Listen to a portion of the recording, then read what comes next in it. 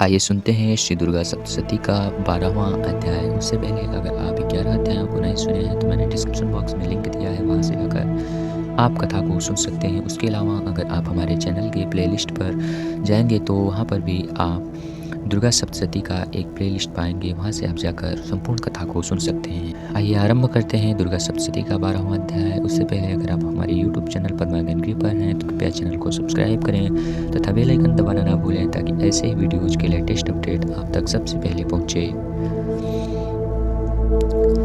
आगे माता कहती हैं, हे देवताओं, जो पुरुष इन स्तोत्रों द्वारा एकाग्रचित्त होकर मेरी स्तुति करेगा उसके संपूर्ण दुखों का निस्संदेह दूर करके मैं उसे सुखी कर दूंगी। मधुकैटभ के नाश, महिषासुर के वध और शुंभ तथा निशुंभ के वध की जो मनुष्य कथा कहेंगे, मेरे महात्म की अष्टमी, चतुर्दशी व नवमी के दिन एकाग्रचित्त से भक्तिपूर्वक सुनेंगे, उनको कभी कोई पाप न लगेगा। पाप से उत्पन्न हुई विपत्ति उनको कभी भी नहीं सताएगी। उनके घर में दरिद्रता कभी वास नहीं करेगी। प्रियजनों का विक्षोभ कभी नहीं होगा। किसी प्रकार का दुख उन्हें नहीं सताएगा।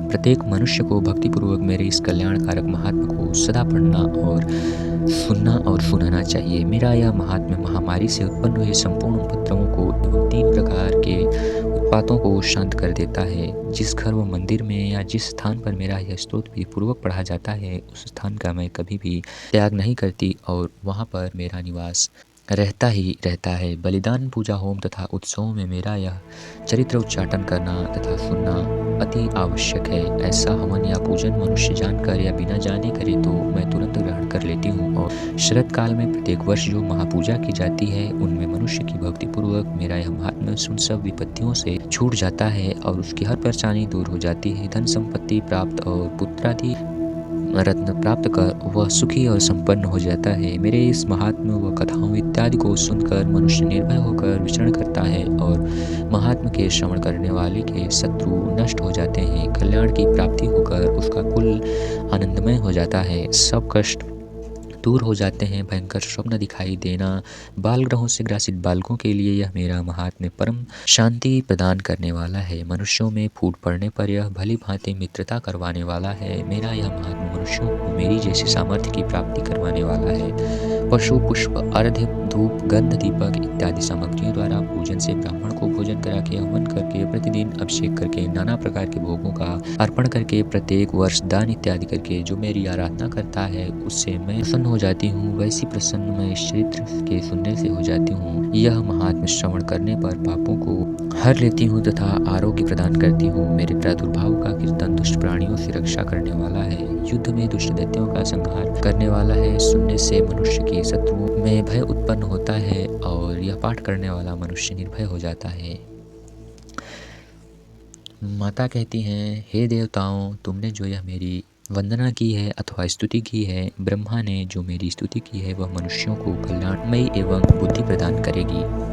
वन में सुने, मार्ग में सुने अथवा दावानल से घिरे हुए जाने पर, वन के चारों ओर घिरा हुआ या शत्रुओं के द्वारा पकड़ा हुआ, जंगल में सिंहों से, व्याघ्रों से अथवा किसी प्रकार के भय में फंसने पर, भयंकर युद्ध में फंसा हुआ होने पर, किसी पीड़ा अथवा किसी बाधा में फंसा हुआ होने पर मेरे इस चरित्र को याद करने से संकट से मुक्त हो जाता है। मेरे प्रभाव से सिंह, चोर, शत्रु इत्यादि दूर से ही भाग जाते हैं और नजदीक नहीं आते।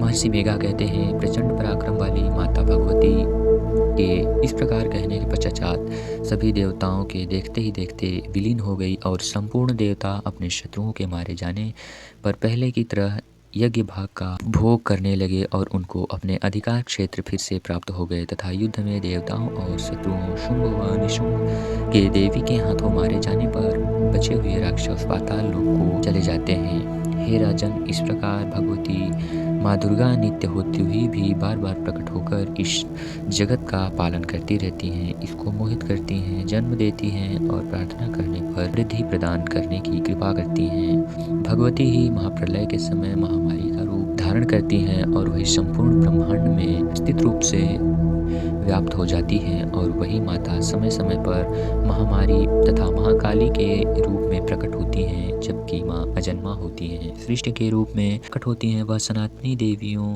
तथा प्राणियों का पालन करती हैं। वही मनुष्य के अभ्युदय के समय घर में लक्ष्मी के रूप में बनकर आती हैं तथा अभाव के समय दरिद्रता बनकर विनाश का कारण बन जाती हैं। फूल, धूप और गंध आदि से पूजन करके स्तुति करने से वह धन एवं पुत्र को प्रदान करने वाली हैं। धर्म में शुभ बुद्धि प्रदान करने वाली हैं। यहाँ पर दुर्गा सप्तशती का 12वां अध्याय समाप्त होता है।